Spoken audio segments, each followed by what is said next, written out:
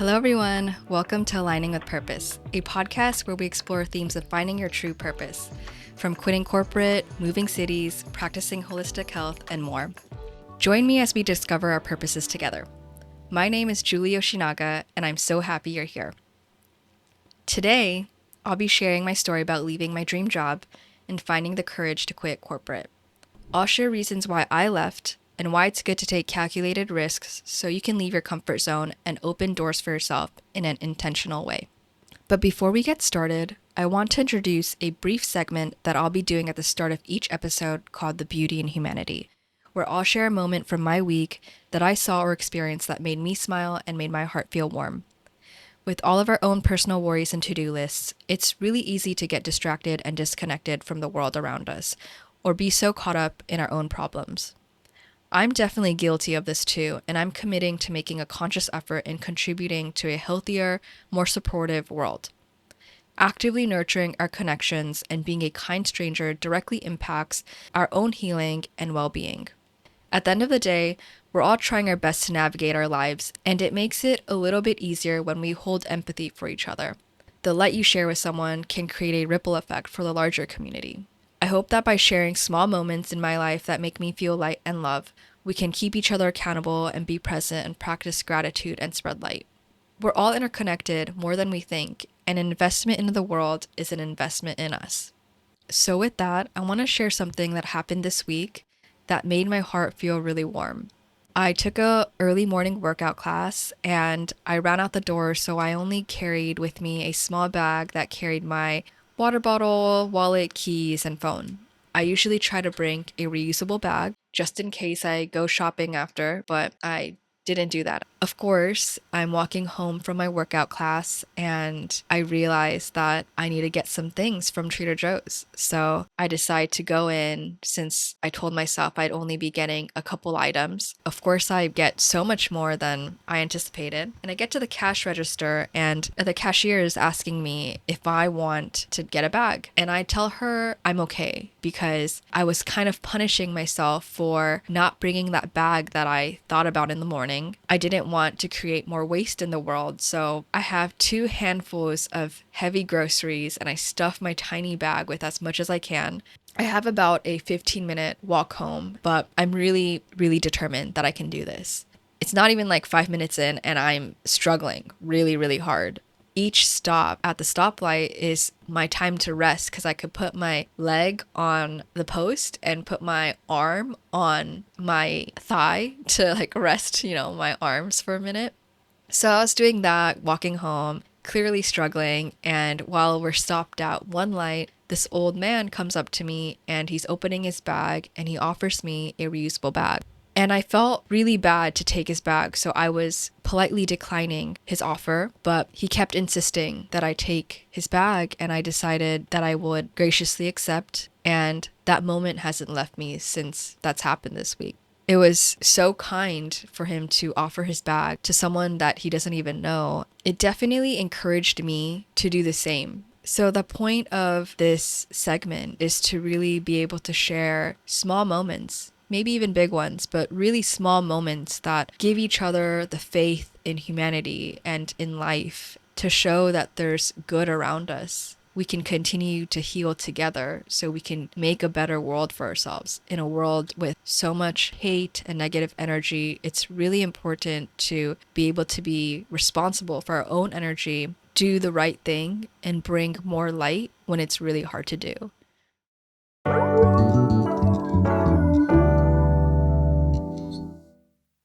So I quit corporate and left my dream job half a year ago, and sharing this story is going to be very vulnerable. I always prided myself up until this point in thinking that I knew what was going on in my life and that I had everything figured out. Well, not really, but to an extent, I thought that I had things figured out. There came a point in my late 20s where I just really knew I wasn't happy with the trajectory of my life. Leaving corporate and forging my own path wasn't something that I ever anticipated, and it's also something that made me feel like I was failing at one point. Now I don't feel that way at all, But there was a point where I had to really challenge the way I thought about my decision and really reframe what success meant to me.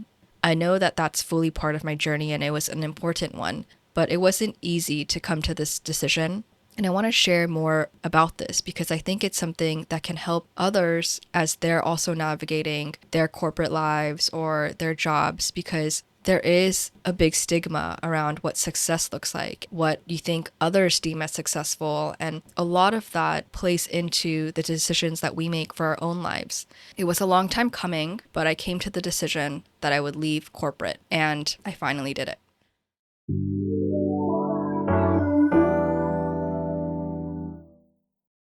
I want to share a little bit of a backstory to how I got to this point and a little bit about my life leading up to quitting corporate, since I think it'll make more sense that way.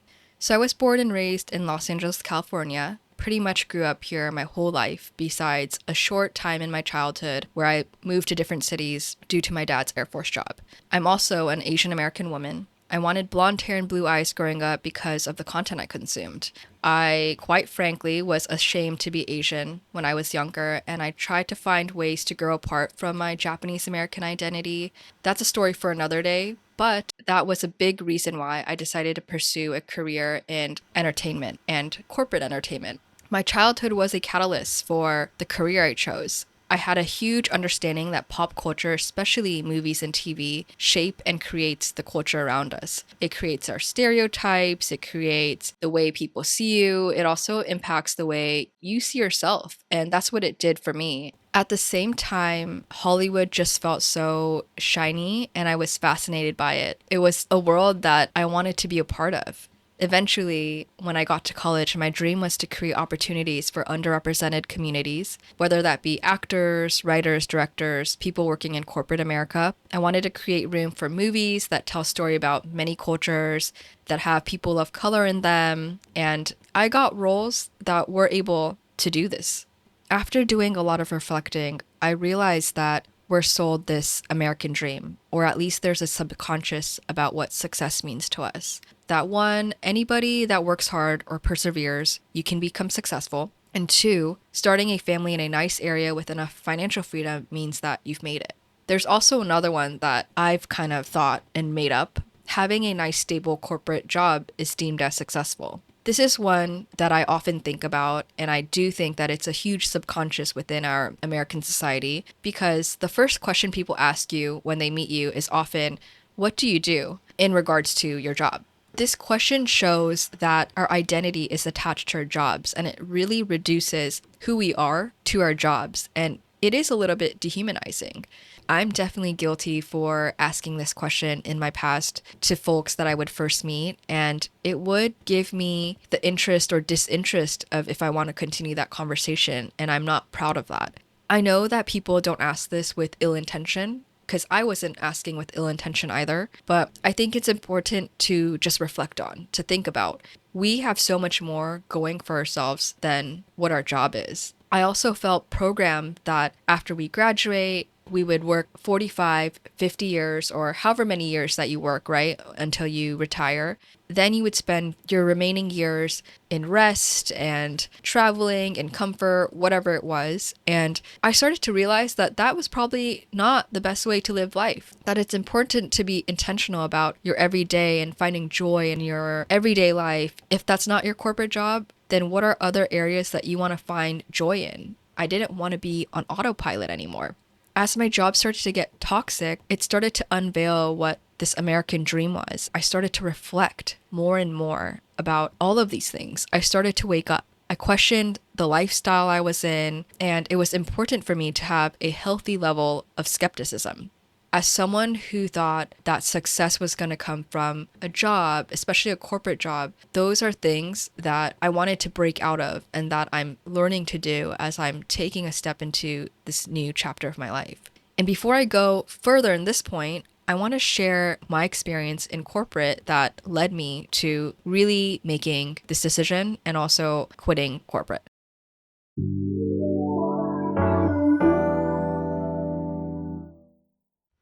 When I landed my first job at a major global studio, it became a big part of my identity. In conversations with friends, families, and introductions, I was proud to share where I worked. It gave me validation that I was doing something right. Landing a role at a movie studio was competitive, and it felt like I was on my way to becoming successful. I heavily associated my worth with the companies I worked for. I was extremely proud, and that was probably one of the only things I was extremely proud of in my life at that point. I achieved landing my dream job, and I was optimistic that I would be able to achieve the dreams that I mentioned earlier, making a direct impact on the stories that we were going to be producing, more representations on screen, becoming an executive in Hollywood one day.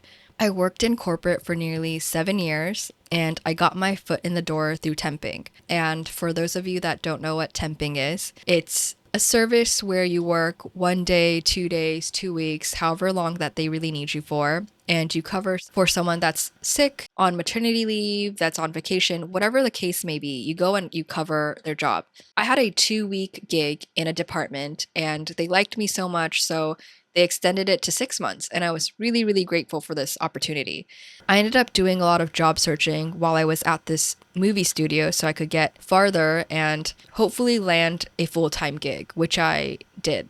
I found my first role as a multicultural marketing administrator, and it was my dream job. I was going to be doing exactly what I thought I was going to be doing. At this first company, I continued to work really, really hard. It was pre-COVID, so we were in office 5 days a week. I commuted for 3 hours of the day, so it was 90 minutes each way. And it's actually insane that I did that, but I was willing to do anything to stay in this career. I stayed late most days to prove my hard work, and I said yes to everything. I also got a lot of cool opportunities with this job. I walked celebrities down red carpets for movie premieres. I went to movie premieres and after parties, worked on worldwide marketing campaigns, organized talent travel. There were extravagant holiday parties. And in the beginning, it really felt like the dream. But the ugly outweighed any ounce of cool opportunity that I had. And Hollywood was just notoriously toxic. All of the things that you see on TV, it's more than likely true. Just to paint a picture here, I clearly remember on the last day of my job, my boss had purposely left off a really important person off of a filmmaker meeting. This person caught wind that they had been left off. So they reached out to my boss to tell her, hey, just want to let you know that I've been left off. Can you please make sure this doesn't happen again? And my boss was really upset that, she got called out. And since it was my last day of work, she goes, hey, Julie, since it's your last day anyways, can you take the fall for it? I was appalled, but it was my last day and I was still so fresh into working a corporate job. I didn't have much of a backbone as I do now. I said yes. I don't know how I would have responded differently now. I definitely wouldn't have let that happen, but it was one of those moments that I would never forget because it was defining, and also I'm upset that I said yes to that. I also remember her dialing into a call to apologize to her that they should give me grace when it was her fault for messing up. And it was just insane that I was hearing this. My desk was directly outside of her office, so I could hear everything and nothing was really a secret at this job. All in all, I just wasn't set up for success in this role. I started to really understand that that is not an environment that is healthy for anyone to stay in. The more time went on, I noticed other things that I disliked in the corporate entertainment role besides the toxicity. I saw how overworked my bosses were, their jobs were their lives, and their identity was their job. They were working in their free time and stressing over work when they were clocked off. I was also getting emails, text messages way past work hours, and that was the norm. And that is the norm for a lot of corporate jobs, I believe. It was a continuous cycle. It never ended. And I saw what my life could look like if this is the path I continue to take. And I realized that wanting to become an executive in Hollywood was not the dream anymore that I once thought I had. I didn't want my boss's life. It didn't seem like something that would actually provide me happiness or that would give me the validation that I needed. I started to question if I was actually happy and if I was actually going to be making a difference in the way that I wanted to. If becoming an executive was actually a goal of mine to fulfill a purpose, or if it was a societal thing where I would feel proud of my accomplishment because of how it showed to others.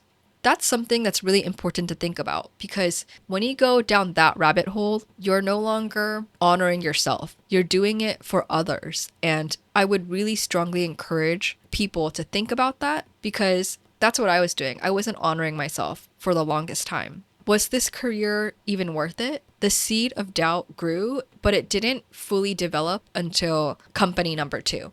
Even with all this doubt, it took me a few more times before it cemented that I should quit.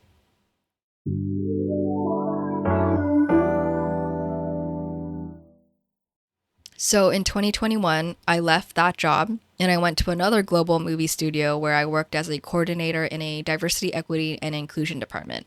Here, I delivered writers' programs, marketing and communication strategies, and it was a really great gig.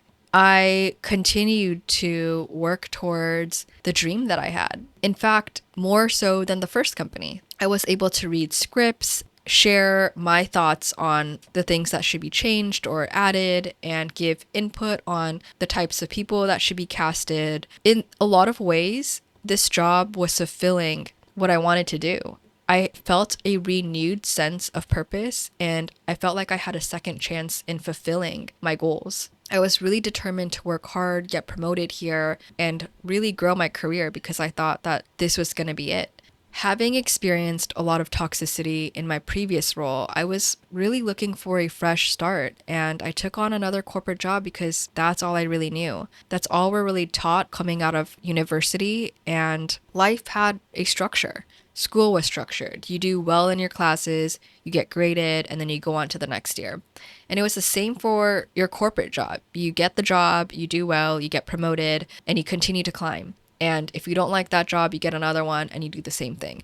It wasn't long after I started to experience the same toxic work culture at company number 2. And the funny thing is, my current job had known about my experience and pretty much vowed that they're different, especially in the interview process. By the 3rd year of this role, I was extremely unhappy. I was in the same toxic cycle, but in different fonts. The company requires employees to fill out an annual survey, so I was really honest one year. While I was prepping for this episode, I read back on what I wrote, and I'm honestly proud of what I wrote.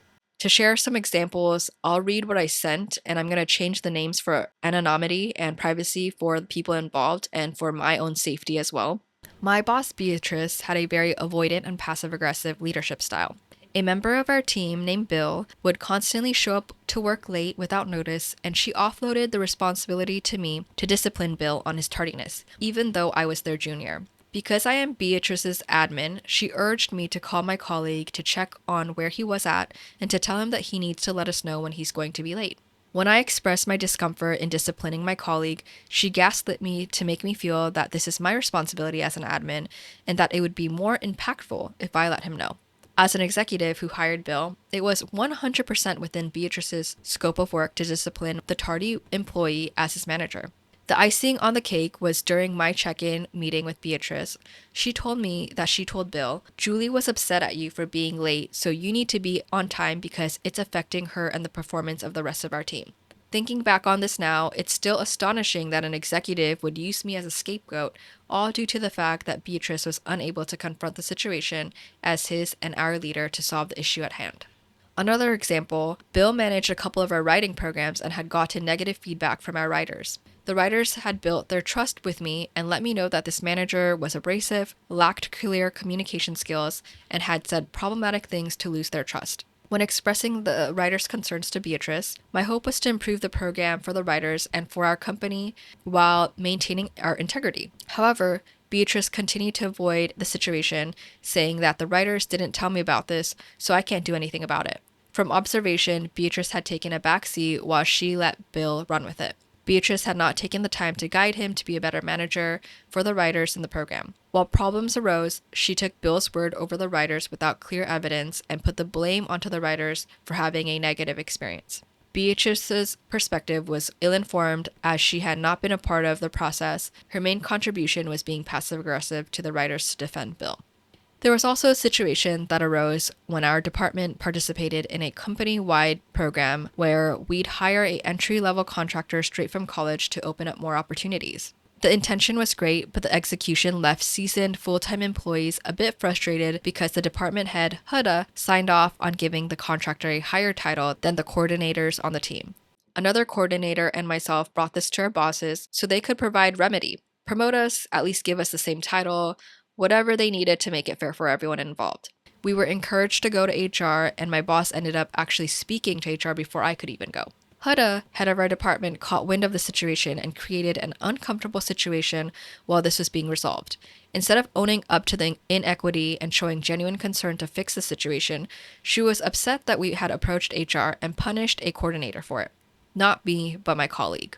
There was retaliatory behavior. Huda started tracking my coworkers' performance and looked into where the coordinator could have messed up and used it against them. For weeks and months, the office felt uncomfortable. Why wasn't I under the spotlight? Because my boss, Beatrice, was best friends with Huda. The silly thing is my coworker's boss never even went to HR. Her boss only encouraged her coordinator to go to HR to exercise her rights as an employee. Beatrice, however, went to HR for me, if you remember. Yet, my coworker and her boss were under the microscope. Beatrice never had the guts to admit to Huda that she was going to speak up and do what's right. So this is some of the things that I wrote in the survey that the company requested. And reading back on this, I am so glad that I documented all of this because it was a reminder of the things that I went through, and not to remember in a negative way, but to know how far I've come and to know that I really did make the right decision for myself in quitting. A lot of these negative experiences allowed me to take a risk on myself, and I see that as a really positive thing. I'm also still great friends with the coworker that I mentioned, the other coordinator. Grateful that we were in it together and that we were there for each other. And I just want to share that my coworker is thriving. She's no longer harassed by Huda, and they no longer work on the same team. And I'll just leave it at that. Even through the toxic work experiences, I'm extremely grateful that I went through it all. It led me to take a risk to quit my dream job and leave corporate America in January of 2025. It also allowed me to start to think for myself, to take ownership in my own life, which I hadn't done. It gave me the clarity and also the decision to quit. And for that, I'm extremely grateful for the toxic work environment, the dissatisfaction that the jobs gave me. I really wouldn't be who I am today if it weren't for the experiences of my past. And each part of it allowed me to grow in areas that I never even thought about. I started to learn to stand up for myself, create better boundaries, and find joy in other aspects of my life when, one, my career was a really big dumpster fire. I learned to protect my energy and acknowledge the inner child in me, to hold her when there were hard things and to know that we would still get through it, that there were better things coming for me. I'm proud of how I've grown and how I'll continue to grow, and I'm grateful that these chapters of my life exposed the lessons that needed to be exposed. I'm learning that in life, things are truly a process. Breaking cycles for yourself is a process. I wanted to leave corporate, but I couldn't find the courage up until now. It took a long time for that to happen and a lot of thought process. And even to this day, when there are job postings or recruiters reach out, I find myself almost falling back to the old pattern to accept those opportunities, which I won't, at least for right now. Having hard experiences don't have to be a bad thing. It can be a really rewarding thing as well. I think it's all about perspective at the end of the day. Sometimes it's about seeing the lessons and the light in those hard things. I know I've mentioned light a lot in this podcast episode, but it truly is a theme in my life where things might be going the way that you didn't imagine, or it might take a turn, but sometimes that redirection is really critical for where you should end up, or maybe not should end up, but for your own progression. And a lot of that can be a really, really nice thing for you. I've learned to just accept it, accept the divine timing of everything, try to learn from all the hardships with it. And what lessons did all of that reveal to me? How I want my work environment to feel and how I should be treated. It also showed me that my dream that I had was no longer a dream, and that's okay. Things can change, and that's okay. Feeling lost and confused with where I wanted to take my career was going to be tough, but that's okay too. In these moments, it was really about sitting with myself and holding that inner child that felt scared, being proud of her for growing authentically and to keep moving forward. That ultimately led me to regain clarity and confidence that no matter what, I'll be okay, even if I leave my career and forge a new path.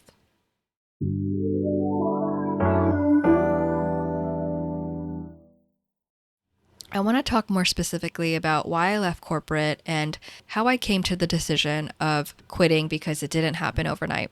It definitely took over a year of building that courage and understanding that it's not okay to stay in an unhealthy environment and realizing that my purpose wasn't to stay. And I felt like I had a mission to do more than to be a disposable employee at a corporate company. Before quitting, again, I had done a lot of job searching in the corporate space.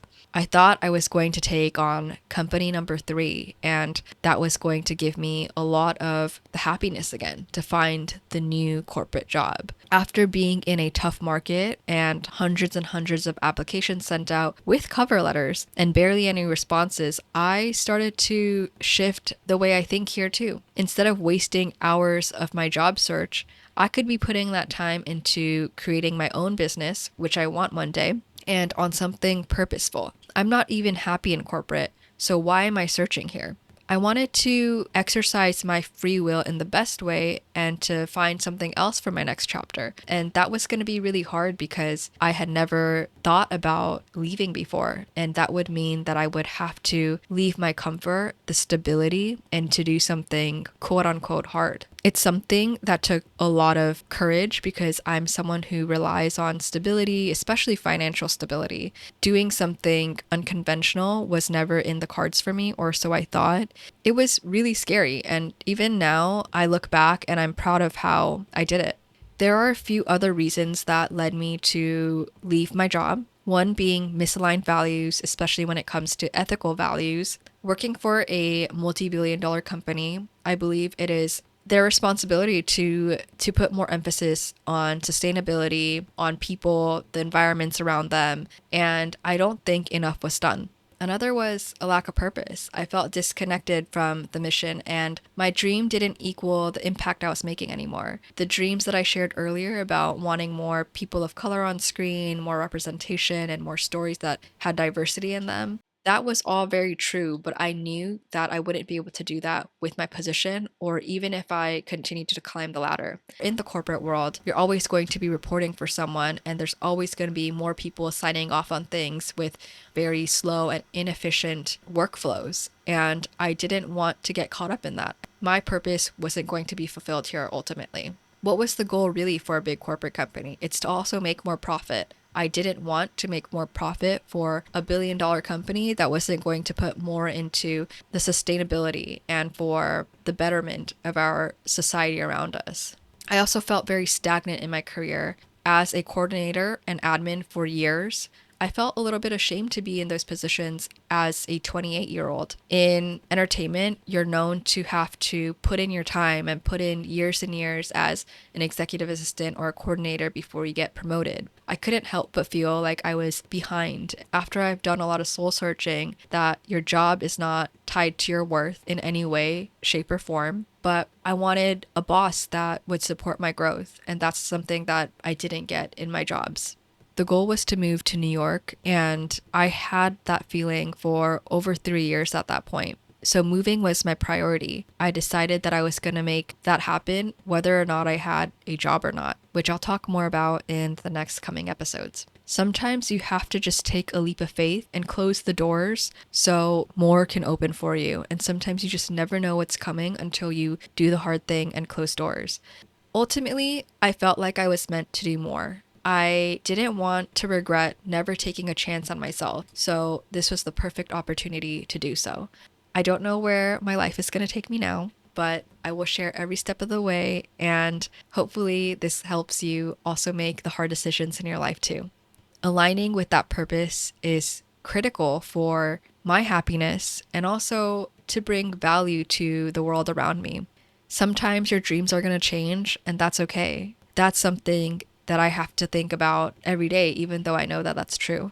I've relearned so many things within the last 6 months of me quitting, and I've challenged my old ways of thinking and how I view success, how success isn't measured by your job, but it's more so who you show up as a person, what you're doing in your life that is impacting the people around you and how you go about that. I'm excited for this next chapter of my life and where it takes me, and I'm excited to share that with you too. I know it's going to come with a lot of bumps because I really don't know what I'm doing, but whoever really knows what they're doing, I think we're all trying to figure it out together. So with that, thank you so much for listening to this podcast, and thank you so much for spending time with me on Aligning with Purpose. I hope you enjoyed this episode, and don't forget to subscribe wherever you listen to your podcast so you never miss an episode. And be sure to connect with me on Instagram and at TikTok at Aligning with Purpose and at Julie Oshie. If you enjoyed this podcast, please leave me a rating and review. Your support truly means the world, and catch you at the next one.